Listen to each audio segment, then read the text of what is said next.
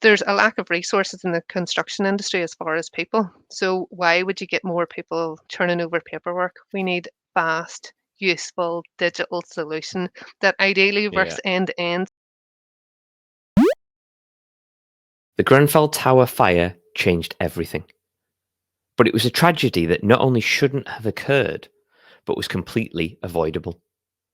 In an industry where tight margins and the utilisation of cheaper alternative products to remain competitive can take precedent, we look forward to today, tomorrow, and thereafter to ensure that the safety and integrity of high rise residential buildings is the non negotiable, constant, and unwavering focus.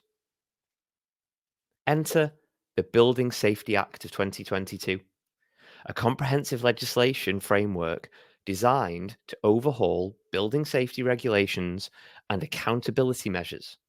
Although we've all heard of it, do we really know what it is, what it means, and how it will impact the industry?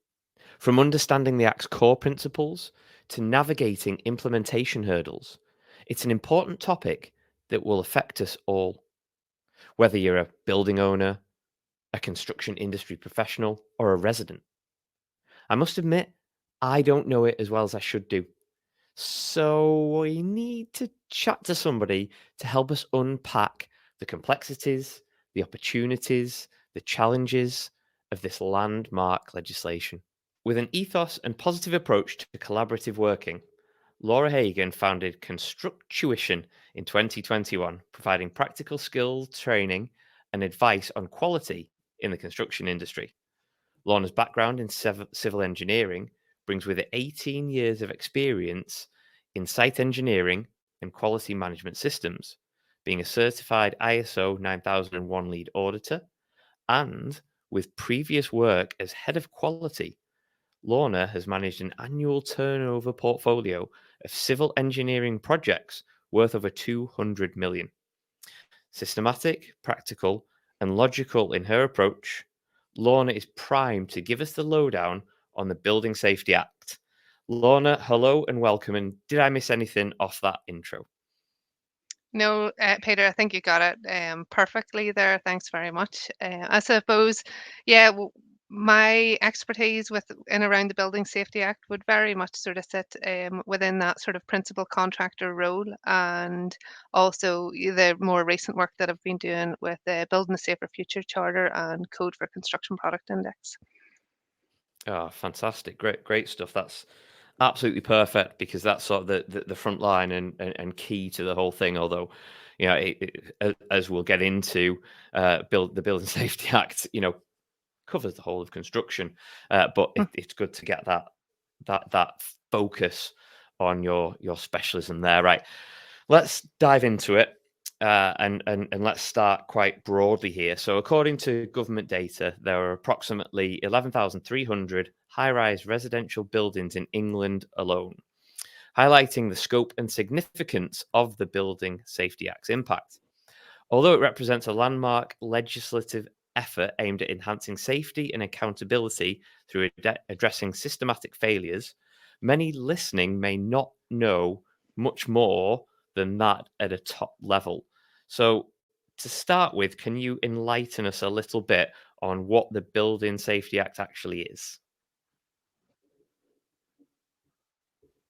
Yeah, so the Building Safety Act came off of the back of Grenfell, and I suppose not only Grenfell, but for a long time, there was this need for the construction industry to really up its game in the buildings that they were building and making sure that they were fit for purpose, safe to be occupied for the likes of residents for the future. And although, we have the legislation around occupational health and safety and it being legal legislation in order, so occupational health and safety is all about keeping the people safe while they're building the Mm, building. So it's CDM regulations and those sorts of things. What there wasn't the same legislation around building safety. And I think if you take it down to its really core values, because it is a massive subject and there's so many facets of and it is a complicated beast. But like if you look at the legislation, building safety is the risk of spread of fire or structural failure in or around a building. So that's what they define a building safety risk as, and that's as close to a Mm. definition as there is out there. And what we're trying to do is we're making sure that those risks, so spread of fire, structural failure for people in and around the building, are mitigated as far as possible. And with my background in, sort of being the principal contractor, the people that are actually out there building it, before we even get to it, clients will have procured the right thing. Designers should design it so that those risks don't come to light. And certainly for the principal contractor, where it's this focus on delivering a building that is safe structurally, so it won't collapse, and the risk of fire is also mitigated. And really, what it's about is it's about building it as per a robust design and making sure that we have built it Mm. correctly and installed it correctly so it behaves like it should, for that design life of the building, whether it be 60 years, 120 years. And it's not just about buildings, it's about everything. And as a civil engineer, people would say to me, well, building safety doesn't apply to us, it's only for high rise residential buildings. And I said, look, it applies to everybody, because Mm. what we build has to be safe. So the road you drive on, yeah, the train you get on, airports, all of those things, even yeah, what wastewater treatment works, they all need to be safe for people, I suppose, working in or around those buildings. So it's very much applies to everybody. Yeah, Hopefully that covered it. absolutely. And yeah, it did. It shedded a lot of light, and in terms of simplifying something that is hugely complex, that's fantastic. Thank you for that. And coming back to your point at the very start there, when you were talking about, we do a lot of safety, well, health and safety for the people on site and that are building, and we can see that through PPE and various other forms.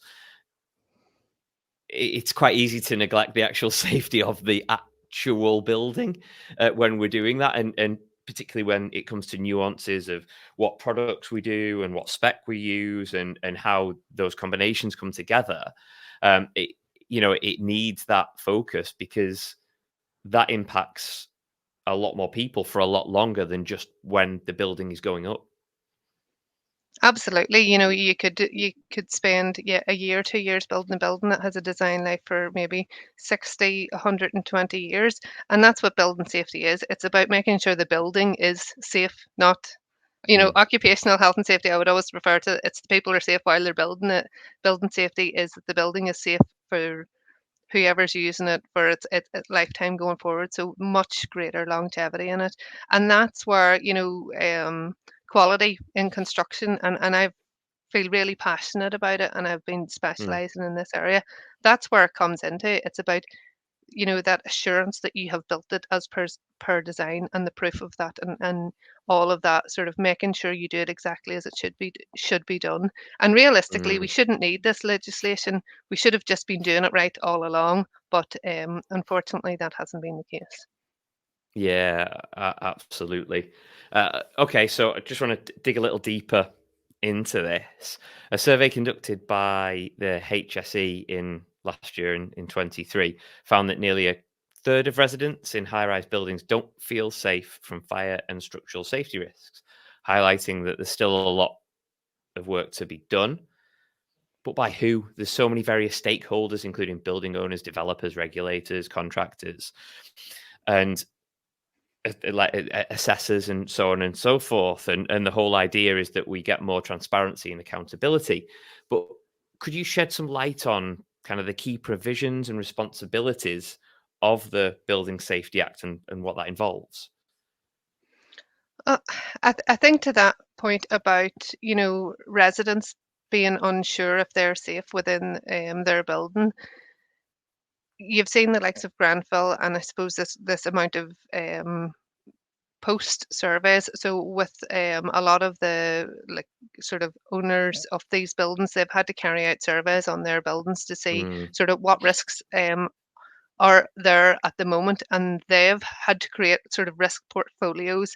And what you've seen over the last couple of years, they have been mitigating the greatest risks first. So the ones that have, and you know, it comes down to numbers. It's the loss of life and how many Hmm. people and how bad maybe the sort of the likes of cladding or fire protection, and as I say, those key building safety things, so fire and structural, and those would be in the top risk portfolios.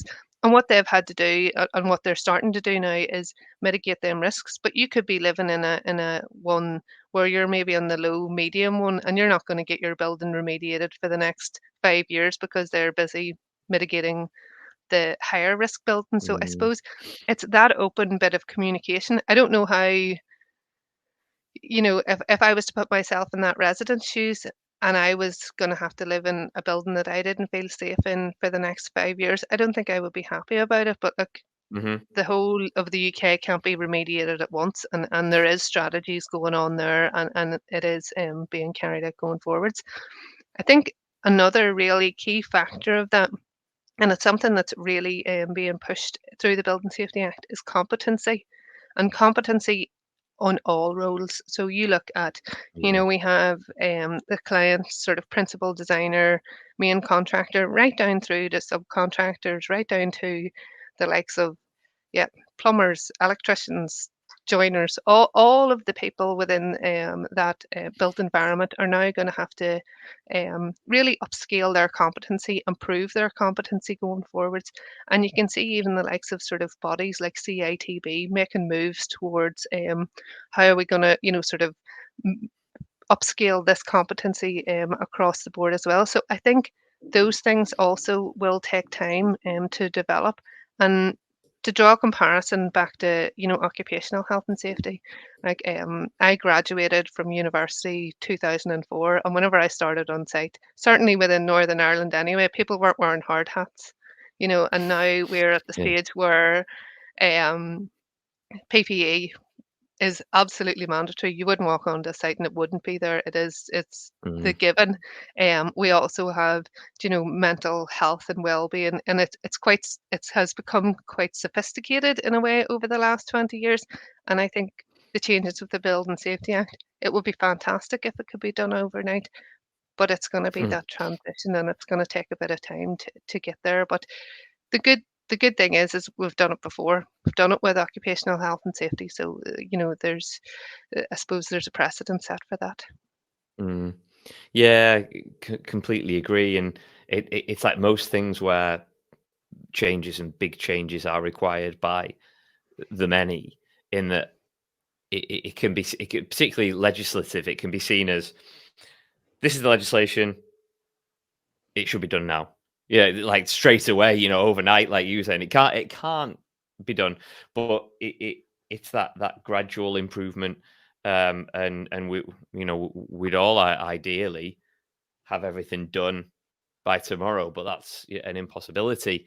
So it's you almost, with legislation and changes of this magnitude, you almost feel like you should see a change straight away, but it's never going to be like that because it's such a big task to do these changes.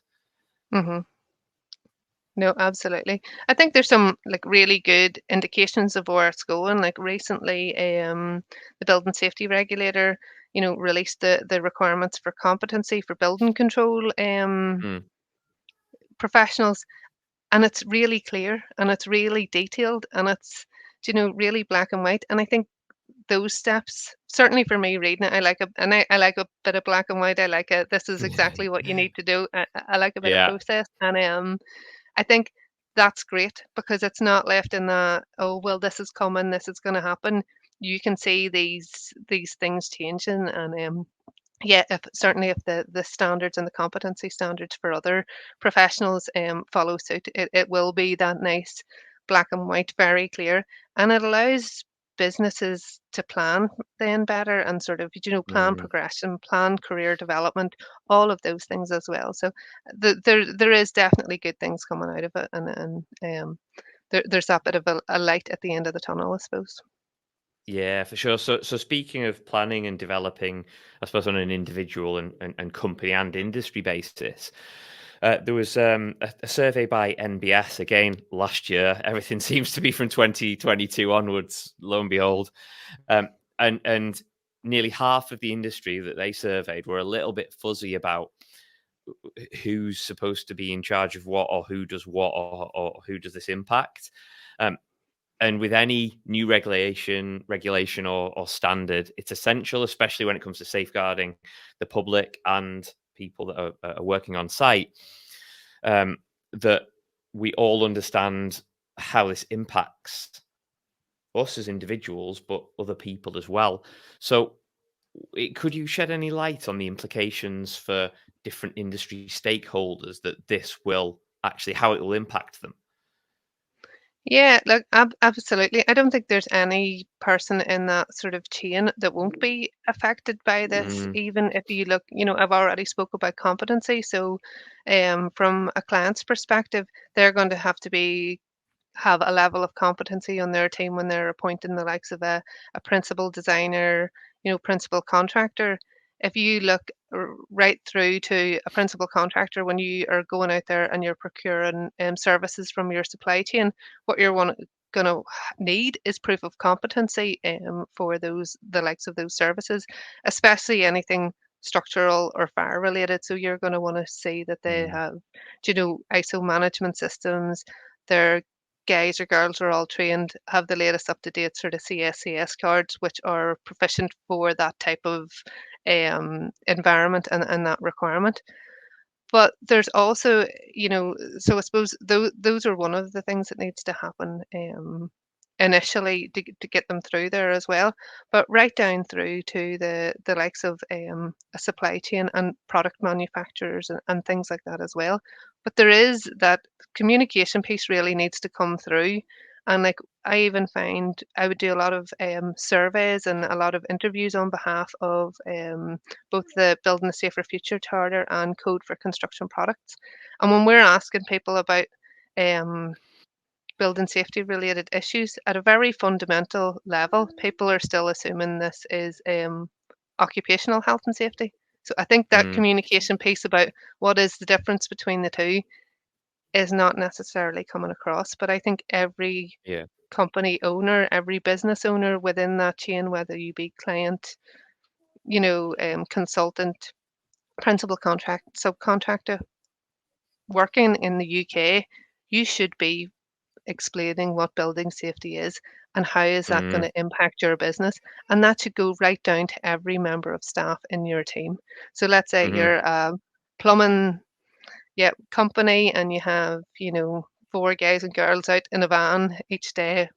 What would I be telling a plumbing company? I would say, as an owner of it, this is what building safety is.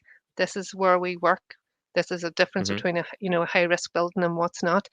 When you are out there, gas safety certificates, anything that has the likelihood of sort of, I suppose, the risk of fire, how are we mitigating against those? How are we collecting that digital thread of golden information? How are we sure that we're purchasing and installing the correct goods?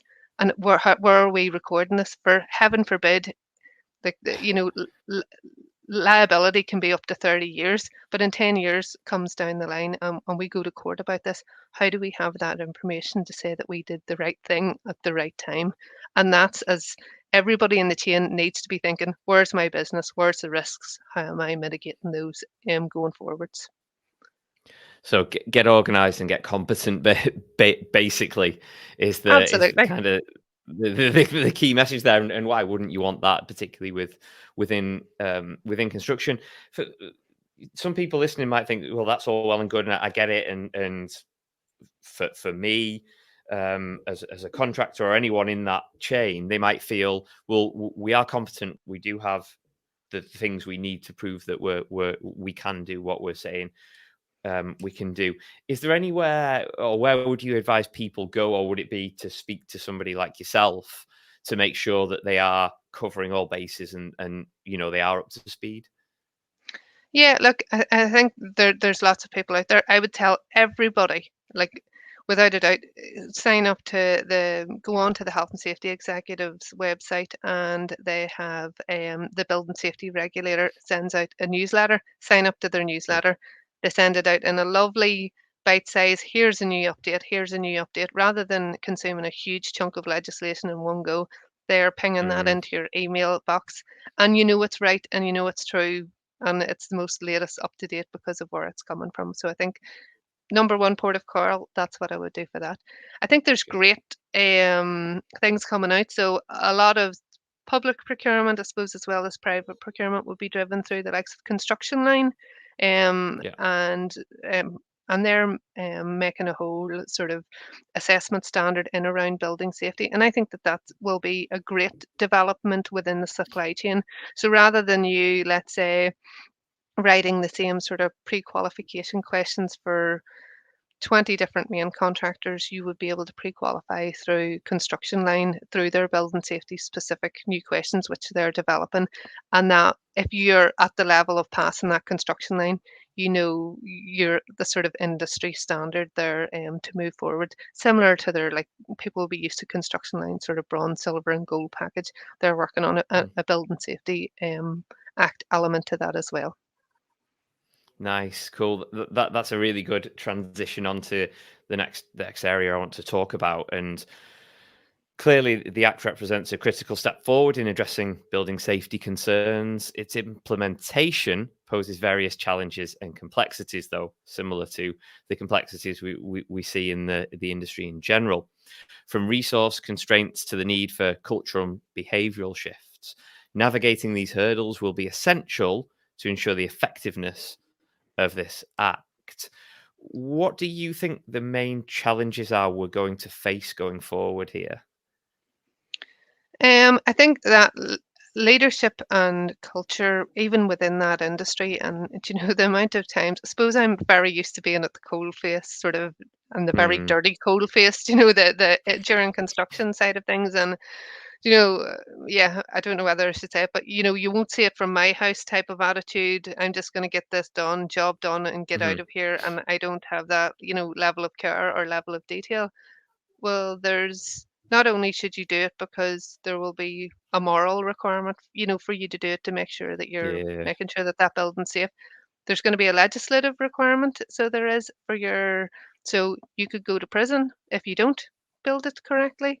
There's also yeah, the financial impact that it can have. So, there will be legal redress for up to 30 years. So if you mm, don't do it right, you're going to get forced to go back and fix it in the best case scenario. Worst case scenario, fined and maybe put out of business because of the size of the fine that you're going to come across as well.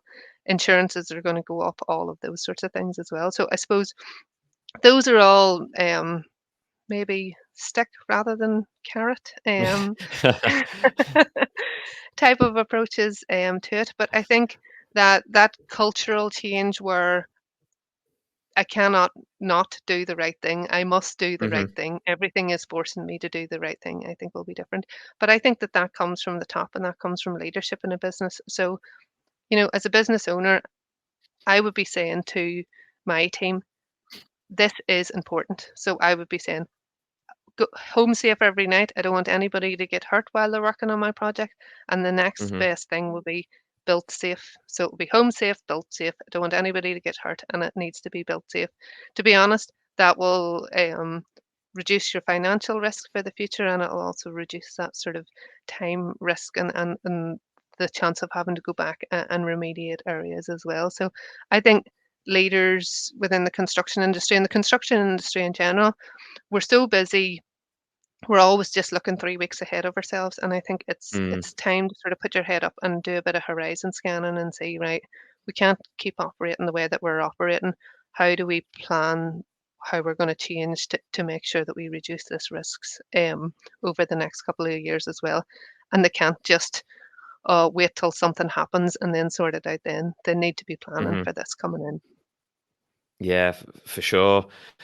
With that planning in mind, I couldn't not mention some form of technology really while we're talking, and I think we can all agree that technology does play and will play a pivotal role in facilitating compliance, but it also offers innovative solutions for monitoring, inspecting, and also data management.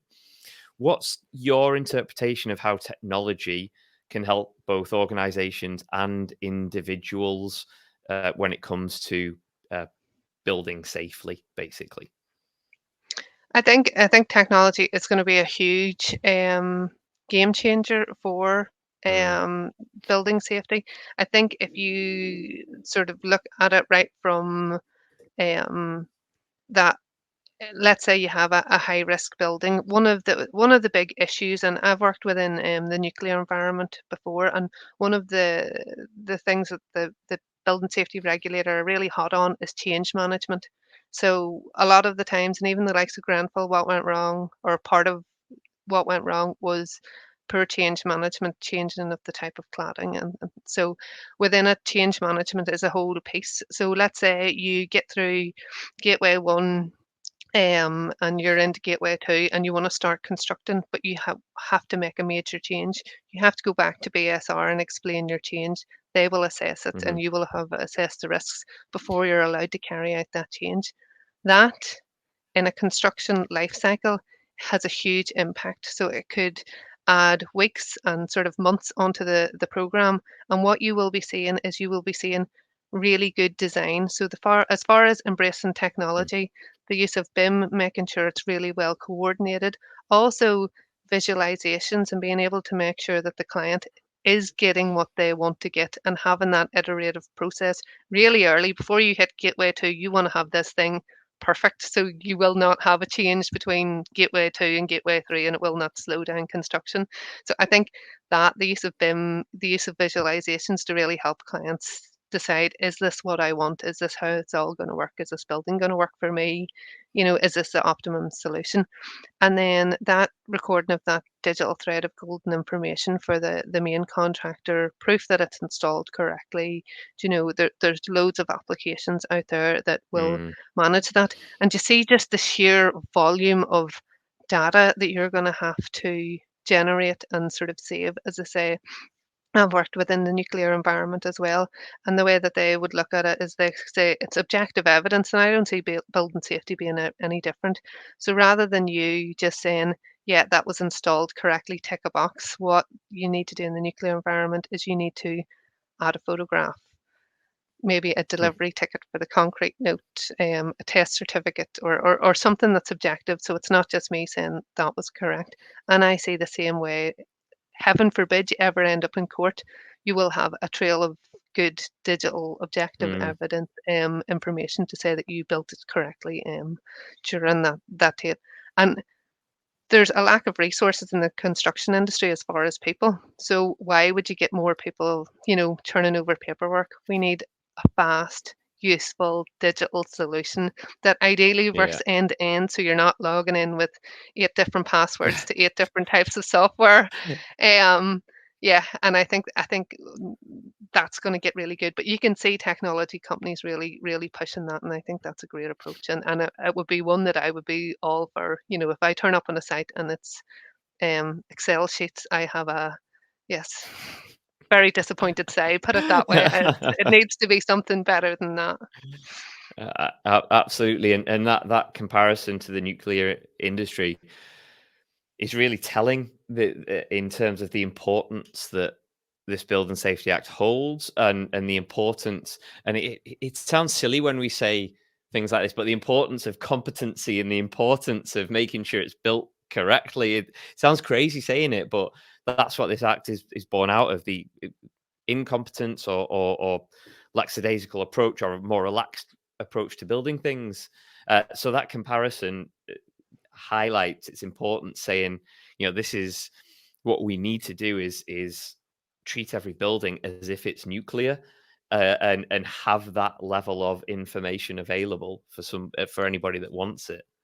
Yeah, well, I think if you look, I suppose a key thing in the Building Safety Act, and to try and simplify it, even though it's not easy to simplify, you have CDM regulations, and they say reduce risk as far as reasonably practical.